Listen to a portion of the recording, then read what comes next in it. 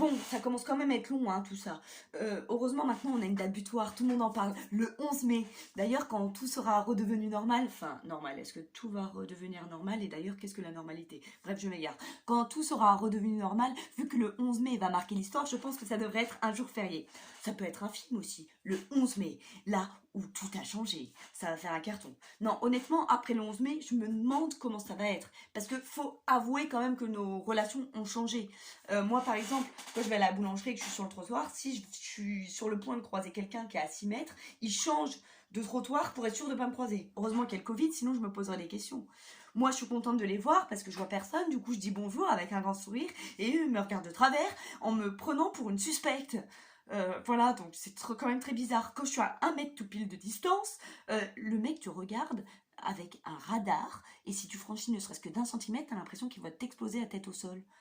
T'as remarqué aussi quand tu fais tes courses sans gants ni masque, on te regarde comme une délinquante. Oh, regarde Roger, elle a pas mis de masque ni de gants. Oh là là. Non mais attends, moi j'ai mis des gants au début et un masque d'ailleurs aussi. Mais t'as essayé d'ouvrir les sachets là tout faits en plastique de fruits et légumes avec les gants. Moi j'ai essayé, hein, j'ai persévéré pour pas enlever les gants. J'ai essayé, j'y arrivais pas. À un moment donné, hop, j'ai enlevé les gants, j'ai ouvert le truc et j'ai mis mes putains de courgettes. Donc ça sert à quoi de mettre des gants si tu les enlèves pour faire des trucs, tu touches des trucs et tu les remets à rien, juste à part faire illusion en fait, hein. Donc moi je me lave juste les mains maintenant. En fait c'est très efficace aussi. Un petit truc aussi, vu que je vous parle des magasins, c'est hyper efficace. Si vous êtes en caisse, il y a un peu de queue, d'attente et tout, c'est chiant. Vous toussez un coup, faites-le dans votre coude quand même, un peu de respect.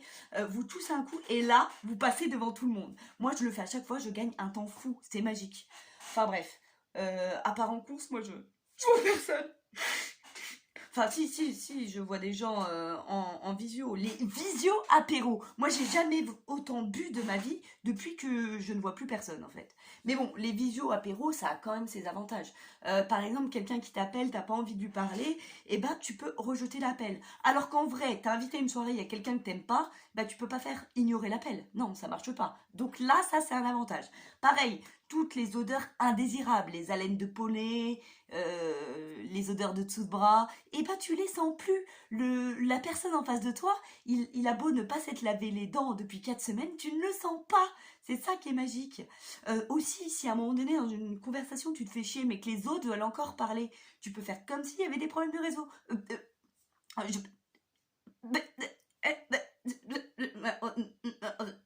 réseau. Alors là, ça marche super bien. Après, tu leur dis, hop, tu quittes la conversation. Par message, tu dis, désolé, mais pas possible de discuter dans des conditions pareilles. Dans la réalité, tu fais ça, mais tu peux pas bugger comme ça. Ou alors, on croit que tu fais un AVC, mais ça marche pas. Tu peux mettre des filtres aussi en visio. Dans la vraie vie, non. Si t'as une gueule de cul, t'as une gueule de cul. À la limite, tu mets du maquillage. Mais là, hop, tu mets tes petites oreilles de lapin, ta couronne de fleurs, les petites étoiles, le teint parfait, les yeux qui ressortent. C'est magique les filtres, hein. Tu deviens une beauté fatale, ou un lapin, ou un cosmonaute, ce que tu veux. Mais tu n'es plus toi. Donc ça, c'est bien pour le plaisir des yeux, en fait. Tu peux prendre les gens partout aussi, hein. Partout avec toi. Moi, je les prends même avec moi aux toilettes. Faut juste bien gérer son truc. Tu cadres bien, comme ça, ils voient pas que tu es aux toilettes. Et tu ne loupes pas un moment de la discussion. Parce que quand c'est des moments croustillants, c'est important. Alors que dans une vraie soirée, tu as envie de faire pipi. Si tu veux pas louper le moment et que tu te mets assise, accroupie là, sur le carrelage et que tu pisses, tout le monde te regarde comme si t'étais taré. Donc tu vois, ça a des avantages de fou. Bref, tout ça pour dire que nos comportements ont changé. Bon, je vous laisse, j'ai un appel en visio à passer. Allez, bisous bisous, cœur cœur, au pays des licornes.